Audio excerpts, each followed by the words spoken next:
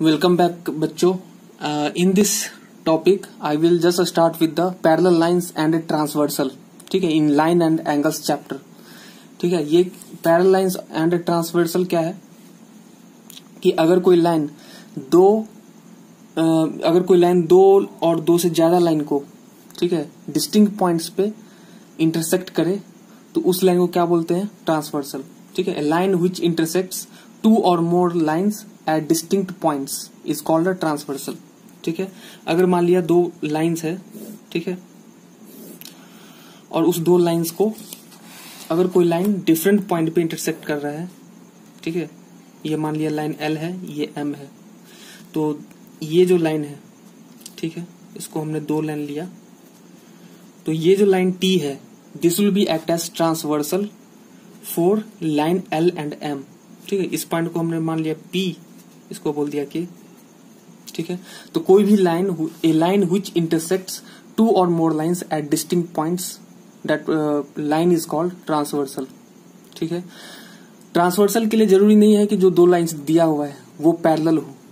ठीक है, parallel lines को भी ट्रांसवर्सल इंटरसेक्ट कर रहा है. ठीक है, जैसे these two lines are not parallel because at some point अगर हम इस दोनों लाइन्स को बढ़ाते जाएं तो कहीं ना कहीं ये दोनों एक दूसरे को इंटरसेक्ट करेगा.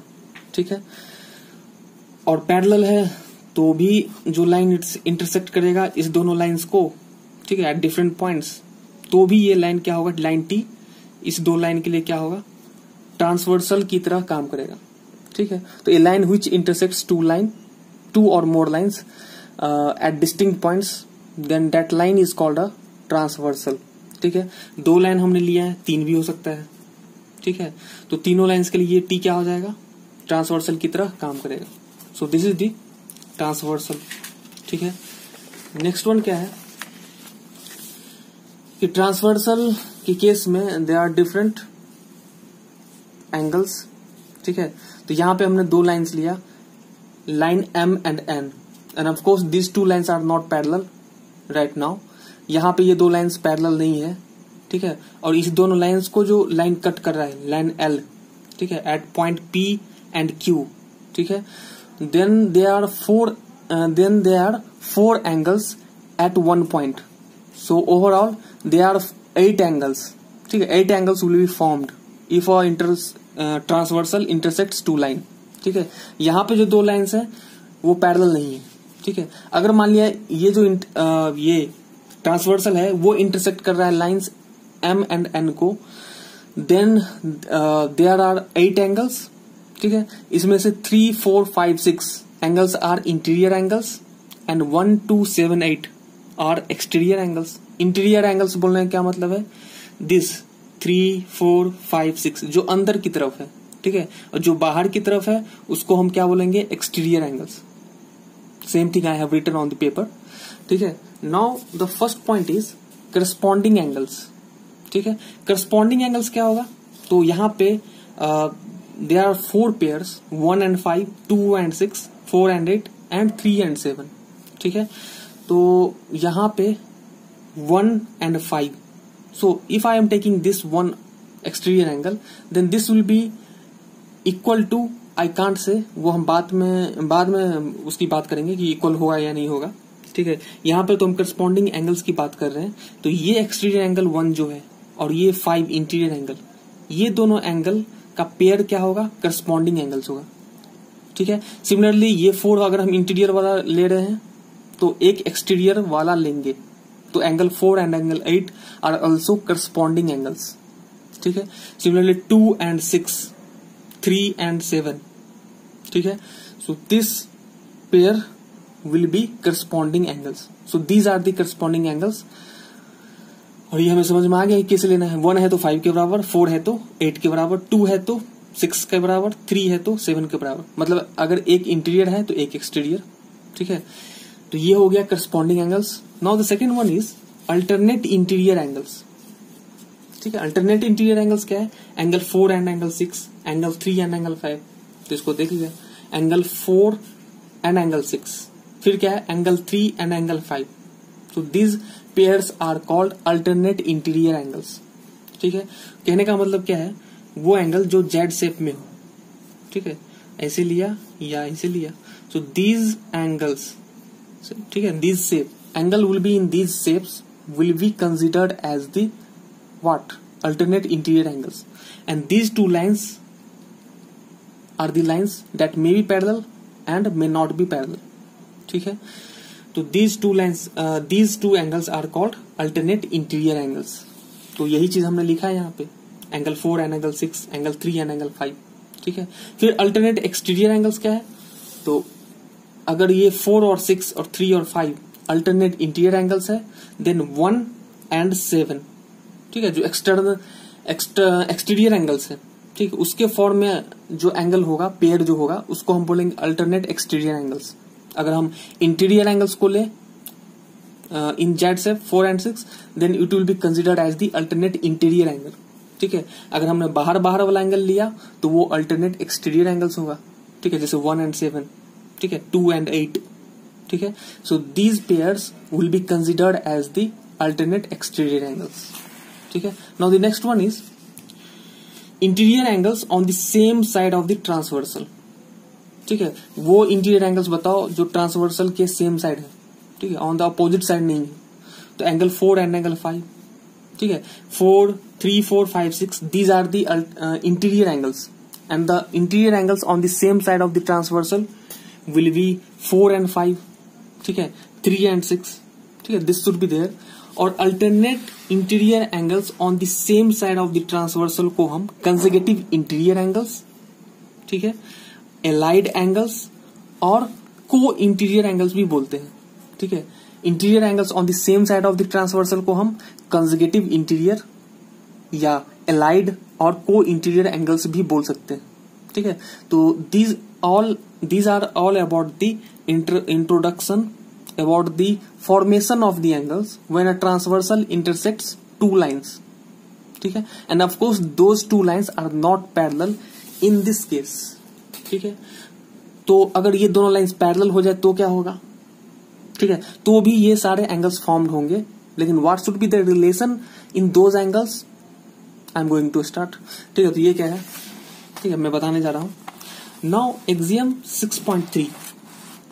ठीक है, यहाँ पे 6.4 हमने पहले लिखा है एंड कोई दिक्कत नहीं है. एक्सियम 6.3 क्या है, if a transversal intersects two parallel lines. ठीक है, अब यहाँ पे 2 पैरेलल लाइंस है. ठीक है, अब वो जो 2 लाइंस था वो पैरेलल लाइंस है, तो क्या होगा. ठीक है, तो वही axiom 6.3 is there. If a transversal intersects two parallel lines then each pair of corresponding angle is equal. This is the difference. अगर ये दोनों 2 एंगल्स पैरेलल नहीं होता तो भी पेयर ऑफ करस्पॉन्डिंग एंगल्स होता, लेकिन अगर 2 लाइंस पैरेलल हो गया तब जो ट्रांसवर्सल के इंटरसेक्शन से पेयर ऑफ करस्पॉन्डिंग एंगल्स बना है वो इक्वल होगा. ठीक है, this is axiom 6.3. If a transversal, अगर कोई ट्रांसवर्सल 2 पैरेलल लाइंस को इंटरसेक्ट करेगा तो जो करस्पॉन्डिंग एंगल्स बनेगा वो इक्वल होगा. ठीक है, यही चीजें हैं. एक्सियम 6.4 क्या है, कहने का मतलब क्या है कि अगर मान लिया ये 2 लाइंस पैरेलल होता, ठीक है, अगर ये दोनों लाइन पैरेलल है, तब जो ये करस्पॉन्डिंग एंगल है 1 एंड 5, तब हम बोल सकते हैं angle 1 equals to angle 5, angle 4 equals to angle 8. ठीक है, angle 2 equals to angle 7 and no sorry angle 2 equals to angle 6 and angle 3 equals to angle 7. अगर ये दोनों लाइंस पैरेलल होता तो ये जो करस्पॉन्डिंग एंगल्स का पेयर है वो इक्वल होगा. ठीक है, तो यहाँ पे पैरेलल नहीं है ये दोनों लाइन, इसलिए ये इक्वल नहीं है. तो एक्सियम 6.3 क्या बोलता है कि देखो भैया, अगर पैरेलल है तो ये जो करस्पॉन्डिंग एंगल्स का पेयर है वो इक्वल होगा. ठीक है, एक्सियम 6.4 क्या है, हम कन्वर्स ऑफ 6.3 भी बोल सकते हैं एक्सियम 6.4 को. ये क्या बोला है कि अगर कोई ट्रांसवर्सल 2 लाइंस को इंटरसेक्ट कर रहा है और उसके करस्पॉन्डिंग जो पेयर ऑफ करस्पॉन्डिंग एंगल्स बन रहा है अगर वो इक्वल है, then those 2 lines are parallel. So this is the converse of axiom 6.3. 6.3 बोल रहा था कि अगर कोई लाइन इंटरसेक्ट करे 2 पैरेलल लाइंस को, ठीक है, तो करस्पॉन्डिंग एंगल्स इक्वल होगा. अब उल्टा क्या है कि अगर मान लिया कोई लाइन 2 लाइंस को इंटरसेक्ट कर रहा है जिसके फलस्वरूप जो करस्पॉन्डिंग एंगल्स बन रहा है अगर वो इक्वल है, then those 2 lines will be considered as the parallel lines. ठीक है, दिस शुड बी देयर. और ये दोनों एग्जाम को हमें याद रखना है. Now come to the next point. ठीक है, थ्योरम 6.2. ठीक है, ये क्या बोल रहा है if a transversal intersects two parallel lines, ठीक है, अब हम पैरेलल लाइंस को लेकर ही बात करेंगे, ठीक है। तो if a transversal intersects two parallel lines, ठीक है। अब नेक्स्ट क्या है, theorem 6.2, if a transversal intersects two parallel lines then each pair of alternate interior angles is equal, ठीक है। अब आगे जो भी हम बात करेंगे वो पैरेलल लाइंस को लेके ही करेंगे। क्या बोल रहा है कि अगर कोई ट्रांसवर्सल दो पैरेलल लाइंस को इंटरसेक्ट करेगा तो जो अल्टरनेट इंटीरियर एंगल्स बनेगा, ठीक है ना, वो इक्वल होगा, ठीक है। अब इसको हम प्रूफ करके दिखेंगे। तो हमने दो पैरेलल लाइंस लिया ABCD और एक ट्रांसवर्सल लिया T, एंड जो एंगल फॉर्मेशन है 1 2 3 4 एंड दिस इज 5 6 7 8, ठीक है, at point E and F, ठीक है। तो इसको हमें प्रूफ करना है। तो गिवन क्या है, AB parallel CD and a transversal T intersects AB and CD at points E and F respectively. ये जो गिवन था वो हमने लिख लिया। प्रूव क्या करना है, angle 4 equals to angle 6 and angle 3 equals to angle 5, ठीक है। 4 equals to 6 and angle 3 equals to angle 5, ठीक है। ये हमें प्रूफ करना है, ठीक है। तो फिर स्टार्ट हो गया। प्रूफ वी हैव, ठीक है। हम लोगों के पास क्या है, एंगल 3 इक्वल्स टू एंगल 1, चूंकि ये दोनों लाइंस पैरेलल है तो एंगल 3 इक्वल्स टू एंगल 1 हम बोल सकते हैं, ठीक है। Angle 3 equals to angle 1 and similarly angle 1 equals to angle 5। Angle 3 equals to angle 1 क्यों बोल सकते हैं, because these two angles are vertically opposite angles. और एंगल 1 इक्वल्स टू एंगल 5 क्यों बोल सकते हैं, because these two lines are parallel and these are the pairs of corresponding angles, तो ये भी इक्वल होगा। तो इसी चीज को हमने लिखा angle 3 equals to angle 1 and angle 1 equals to angle 5, ठीक है। तो यहां इस दोनों से हम क्या बोल सकते हैं, एंगल 3 इक्वल्स टू एंगल 5, ठीक है, बोल सकते हैं ना, क्योंकि यहाँ भी 1 है, यहाँ भी 1 है, तो यहाँ पे 1 की जगह हम क्या रख देंगे, एंगल 5। तो angle 3 equals to angle 5 proved हो गया। Similarly angle 4 equals to angle 6 हमें प्रूव करना है, तो हम क्या बोलेंगे, एंगल 4 इक्वल्स टू एंगल 2, ठीक है, क्यों, चूंकि वर्टिकल अपोजिट एंगल्स। और प्रूफ क्या करना है, एंगल 4 इक्वल्स टू एंगल 6 और again angle 2 equals to angle 6, क्यों, चूंकि करस्पॉन्डिंग एंगल्स है। तो यहां से हम बोल सकते हैं एंगल 4 इक्वल्स टू एंगल 6। तो ये इस तरह से ये जो थियरम है 6.2 ये प्रूव हो गया, ठीक है। यहाँ पे वर्टिकली अपोजिट एंगल्स और करस्पॉन्डिंग एंगल्स का कॉन्सेप्ट लगाया और वहां से एंगल 3 इक्वल्स टू एंगल 5 हो गया, ठीक है, और वही हमें प्रूफ करना था। सो this is the proof of theorem 6.2, ठीक है। इसी का कन्वर्स, इसी का उल्टा, ठीक है, थियरम 6.3। तो 6.2 क्या था कि अगर कोई ट्रांसवर्सल टू पैरेलल लाइंस को इंटरसेक्ट करे तो जो अल्टरनेट इंटीरियर एंगल्स बनेगा वो इक्वल होगा। तो इसी का उल्टा क्या हो सकता है, अगर कोई लाइन टू लाइंस को पैरेलल करे such that the formed alternate interior angles are equal, then those two lines are parallel।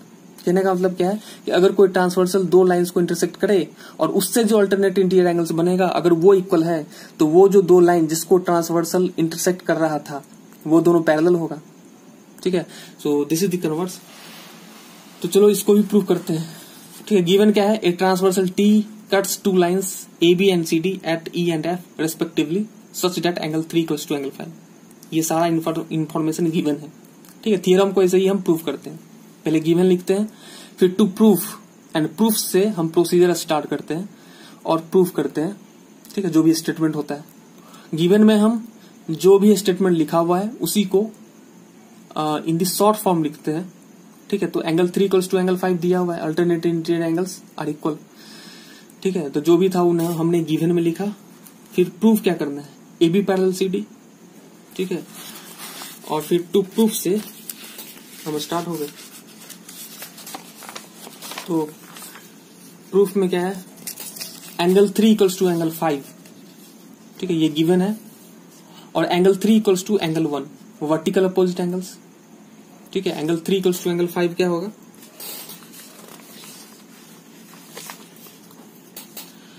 ठीक है, एंगल 3 इक्वल्स टू एंगल 5, जैसे इस फिगर को ही हम एज रेफरेंस ले रहे हैं। Angle 3 equals to angle 5 alternate interior angles and angle 3 equals to angle 1, ठीक है, वर्टिकली अपोजिट एंगल्स, ठीक है। तो यहां से हम बोल सकते हैं एंगल 1 इक्वल्स टू एंगल 5, और एंगल 1 इक्वल्स टू एंगल 5 क्या है, करस्पॉन्डिंग एंगल्स, ठीक है। इसका मतलब क्या है कि अगर करस्पॉन्डिंग एंगल्स इक्वल हो रहा है तो पक्का ही वो दोनों लाइंस पैरेलल होगा, क्योंकि पैरेलल लाइंस के केस में ही करस्पॉन्डिंग एंगल्स का पेयर इक्वल होता है। तो हमने करस्पॉन्डिंग एंगल्स के पेयर को इक्वल किया, तो वहां से हम बोल सकते हैं yes the given those two lines are parallel. वही चीज हमने किया था, ठीक है। तो वहां से हम बोल सकते हैं ये बात तो सही है, अगर दो लाइंस को कोई ट्रांसवर्सल इंटरसेक्ट करे और उससे जो फॉर्म्ड करस्पॉन्डिंग एंगल्स है अगर वो दोनों इक्वल है पेयर, तो ऑफकोर्स वो दोनों लाइन पैरेलल रहा होगा, ठीक है। नहीं तो पैरेलल इक्वल होने का सवाल ही नहीं है, ठीक है। Now the next theorem is in this theorem 6.4, ठीक है। ये सारे थ्योरम्स का statements again I have to tell, ये जितने भी थ्योरम्स हैं in class 9th geometry portion is important, ठीक है।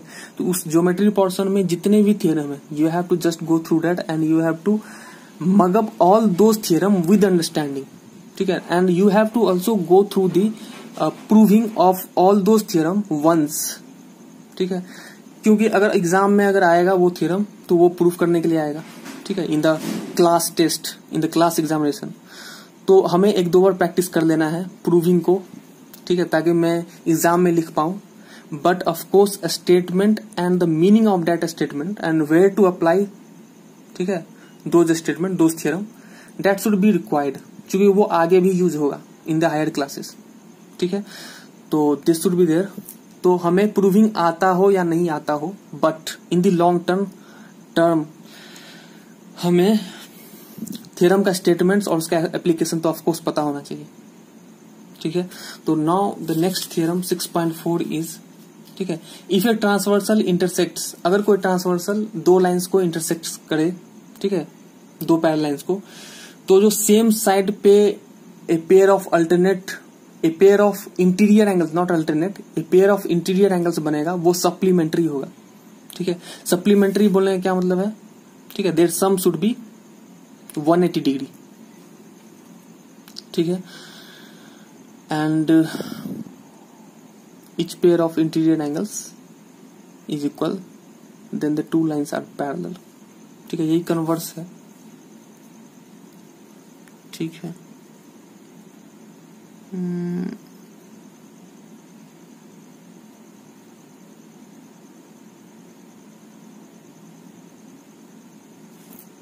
एक minute, 6.4, let me hold this, 6.26 converse, and this is 6.5 या 6.4 तो हो चुका है, ठीक है।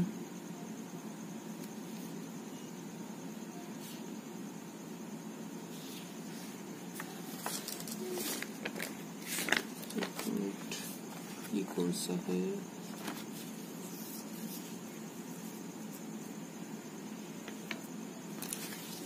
so this is the theorem 6.4. This is 6.4.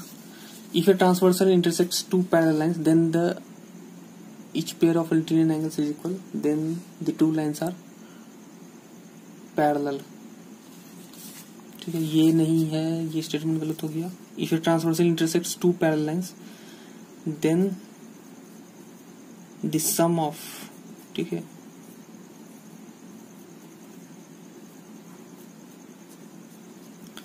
if a transversal intersects two parallel lines, then the sum of pair of interior angles, ठीक है,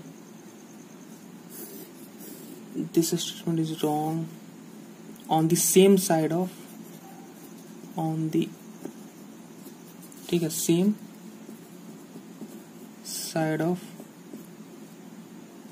transversal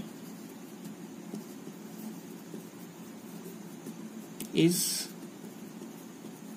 supplementary, ठीक है। दिस इज द थ्योरम 6.4, ये गलती से गलत लिखा गया था। इसका स्टेटमेंट क्या है कि if a transversal intersects two parallel lines, अगर कोई ट्रांसवर्सल दो पैरेलल लाइंस को इंटरसेक्ट कर रहा है, तो जो on the same side of transversal जो इंटीरियर एंगल्स है, जैसे ये ट्रांसवर्सल है, ठीक है, इसके सेम साइड इंटीरियर एंगल्स क्या है, 3 and 6 and 4 and 5, ठीक है। तो उस दोनों का सम क्या होगा, सप्लीमेंट्री, मतलब उस दोनों का सम क्या होगा, 180 डिग्री। तो यहाँ पे 3 और 6 का सम क्या होगा, 180 डिग्री। यहाँ पे 4 and 5 का सम क्या होगा, 180 डिग्री, ठीक है। दिस इज द थ्योरम, तो इसको करेक्शन कर लेना। If a transversal intersects two parallel lines then the sum of pair of interior angles, ठीक है, on the same side of transversal is supplementary, ठीक है। This is the statement, of course it is given in NCERT.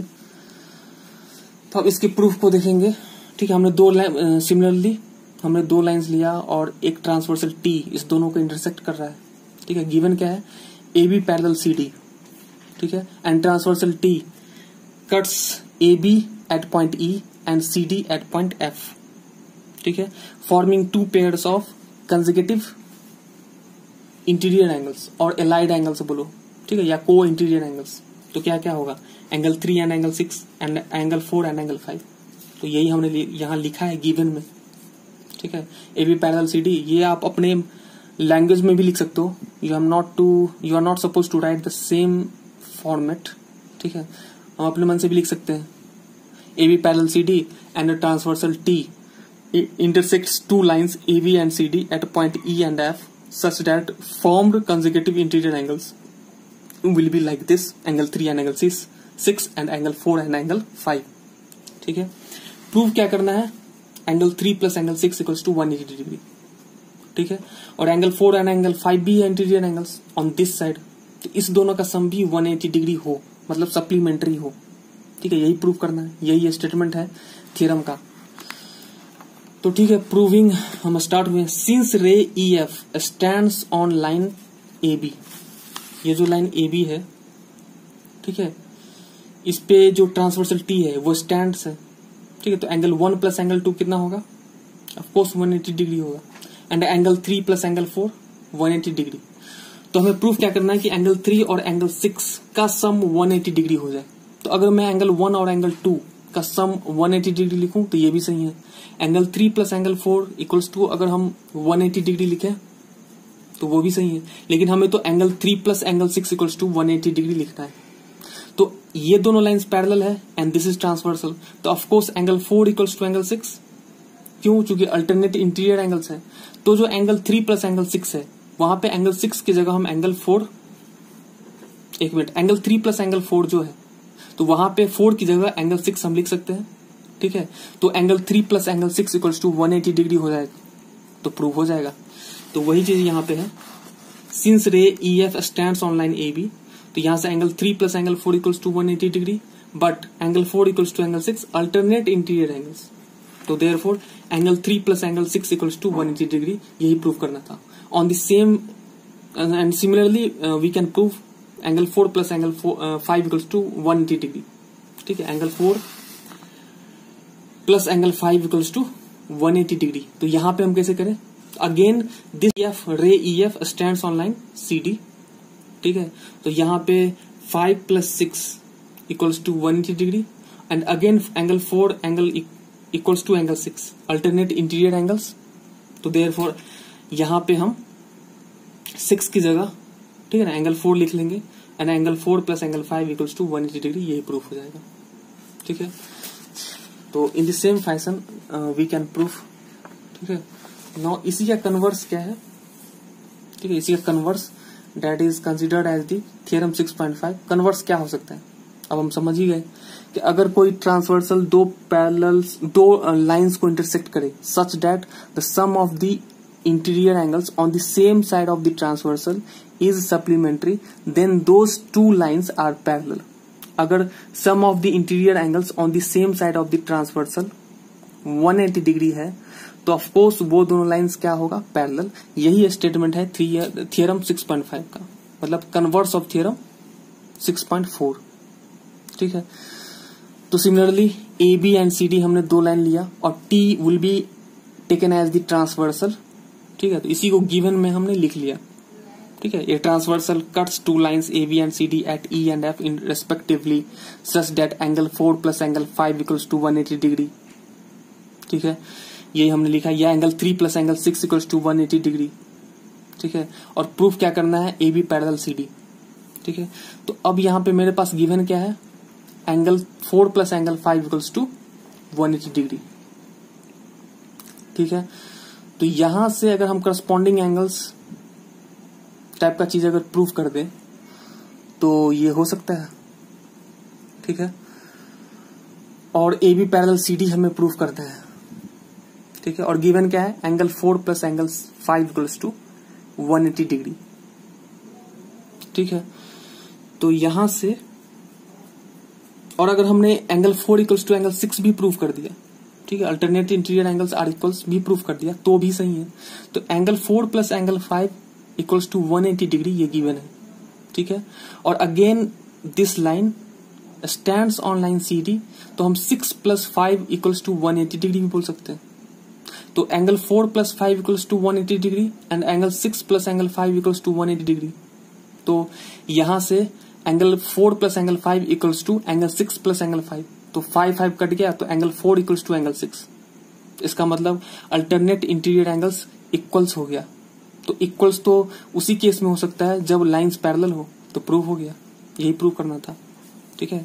तो यहाँ पे क्या है, अच्छा यहाँ पे करस्पॉन्डिंग एंगल्स को लेके प्रूव किया, कोई दिक्कत नहीं है।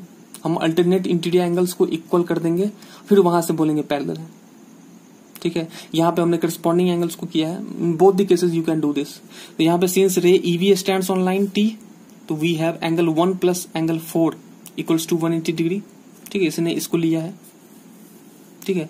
1 plus angle 1 plus angle 4 equals to 180 degree. Yes, this line stands on this, तो इस दोनों एंगल का सम क्या होगा, 180 डिग्री, ठीक है।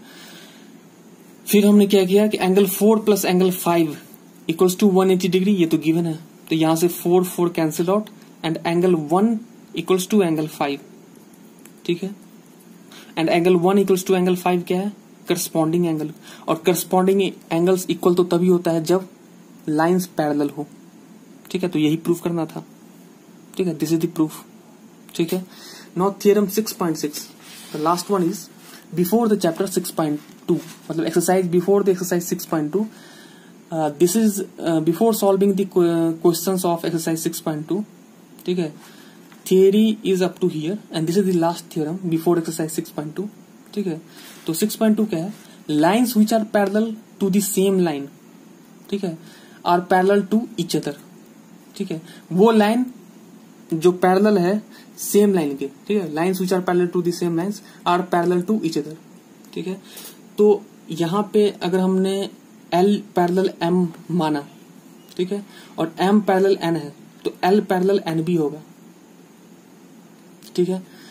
तो यही चीज है, मतलब यहां हम इसे समझ सकते हैं कि L और M इस लाइन के पैरेलल है, तो L पैरेलल M भी हम बोल सकते हैं, यही स्टेटमेंट है। Lines which are parallel to the same line, ये दोनों लाइन्स अगर यही लाइन्स के पैरेलल है, then all lines are parallel to each other, यानी L parallel M, M parallel N and L parallel N, ठीक है। तीनों लाइन एक दूसरे का पैरेलल हो जाएगा।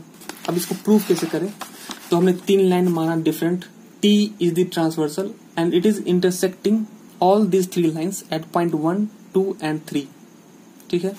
इसी चीज को हमने गिवन में लिख लिया, 3 lines L, M, N such that this is there, ठीक है, L parallel N and M parallel N, ठीक है। मतलब L N के पैरेलल है और M N के पैरेलल है, ये दोनों लाइन इसी के पैरेलल है, तो L पैरेलल M भी होगा, यही हमें प्रूव करना है, ठीक है। ये स्टेटमेंट था कि अगर लाइंस, मतलब ये दोनों लाइन इस लाइन के पैरेलल है, तो सारे लाइंस एक दूसरे के पैरेलल होंगे, यानी L पैरेलल M भी होगा, ठीक है, यही प्रूव करना है। तो ठीक है, प्रूविंग में अच्छा यहां पे lines parallel to the same line, यहां पे ट्रांसवर्सल का जिक्र नहीं है, ठीक है। ये जो थियरम है 6 पॉइंट, ठीक है, theorem 6.6, in this statement there is no introduction about, मतलब there is no information about transversal, but in the figure I have taken transversal, you can see here in the figure I have taken transversal, so this portion will come under construction, ठीक है। तो theorem को proof करने में हम अभी तक क्या ले रहे थे, given, to proof and proof. यहाँ पे एक एक्स्ट्रा इंफॉर्मेशन को हमने ड्रॉ किया है, मतलब हमने ट्रांसवर्सल अपने तरफ से लेके ड्रॉ किया है, तो this will come under construction, ठीक है। That's why I have written draw a transversal intersecting L, M, N at E, F, G respectively, ठीक है। प्रूफ क्या है, L पैरेलल N, ये तो गिवन है, L N के पैरेलल है and T act as transversal, तो एंगल 1 इक्वल टू एंगल 3, ठीक है। क्या है, L parallel N, L parallel N, तो 1 और 3, ठीक है। क्या होगा अगर L पैरेलल N है तो करस्पॉन्डिंग एंगल्स, ठीक है। अगर M पैरेलल N है then angle 2 and angle 3 are corresponding, ठीक है। तो ये इंफॉर्मेशन हम लिखेंगे, ठीक है। यही चीज को यहां पे हमने, ठीक है, लिखा है, since L parallel N and T acts as transversal. तो similarly angle 2 equals to angle 3, ठीक है, यही हमने अभी बात किया है, ठीक है। ये जो हमने अभी यहां लिखा है सेम चीज I am repeating. Angle 1 equal to L अगर N के पैरेलल है तो ये दोनों क्या होगा, करस्पॉन्डिंग एंगल्स। अगर M N के पैरेलल है तो angle 2 equals to angle 3 corresponding angles and are equal, चूंकि पैरेलल है तो angle 1 equals to angle 2 and angle 2 equals to angle 3, तो इसका मतलब एंगल 1 इक्वल्स टू एंगल 3। तो एंगल 1 और एंगल 3 में क्या रिलेशन है, करस्पॉन्डिंग एंगल्स का। अगर L और N पैरेलल है मतलब पैरेलल होना पड़ेगा, दिस इज द प्रूफ। क्यों, क्योंकि ये दोनों एंगल्स इक्वल हो गया, और इक्वल तो तभी होता है जब दोनों लाइंस क्या हो, पैरेलल हो। तो यही प्रूफ है। पहले हमने क्या बोला कि अगर L पैरेलल N है तो of course angle 1 equals to angle 3 हुआ, करस्पॉन्डिंग एंगल्स। सिमिलरली अगर एंगल 2 इक्वल्स टू एंगल 3 है, ठीक है, तो यहां भी एंगल 2 इक्वल्स टू एंगल 3 बोल सकते हैं। क्यों, क्योंकि पैरेलल है और करस्पॉन्डिंग एंगल्स है, तो पैरेलल लाइंस में ये जो पेयर है करस्पॉन्डिंग एंगल्स का वो इक्वल होगा। तो 1 और 2 से हम क्या बोल सकते हैं, angle 3 is common, so angle 1 equals to angle 2। और एंगल 1 और एंगल 2 में भी क्या रिलेशन है, करस्पॉन्डिंग एंगल्स का, ठीक है। L और M में भी क्या है रिलेशन, करस्पॉन्डिंग एंगल्स का। सो L पैरेलल M, ठीक है। एंगल 1 और एंगल 2 में क्या रिलेशन है, करस्पॉन्डिंग एंगल्स का। So this two lines are also parallel, और यही हमने प्रूव किया है, ठीक है। कहने का मतलब क्या है, it is as simple as that अगर आपको corresponding angles, alternate interior angles क्या होता है फॉर द टू लाइंस, अगर वो दोनों पैरेलल है तो, but you have to just go through the introduction parts of the different angles when a transversal intersects two lines, not parallel lines, only two lines. Parallel case में तो बराबर हो जाता है, ठीक है। करस्पॉन्डिंग एंगल्स अगर पैरेलल लाइंस नहीं भी है तो भी करस्पॉन्डिंग एंगल्स होगा, pair of corresponding angles. Parallel है तो वो pair of corresponding angles equal हो जाता है, दिस इज द डिफरेंस, बस इतना ही अंतर है। करस्पॉन्डिंग एंगल्स तो भी होगा जब लाइंस पैरेलल नहीं होगा, बस फर्क ये है कि अगर पैरेलल हो जाएगा तो इक्वल हो जाएगा। इसी कॉन्सेप्ट्स को हमें यूज करके ये जो थ्योरम है इसको प्रूफ किया है, ठीक है। तो बिफोर एक्सरसाइज 6.2, ठीक है, theory is up to here. Now in next class we'll solve all the questions of exercise 6.2 NCERT maths class 9th, ठीक है। तो ठीक है।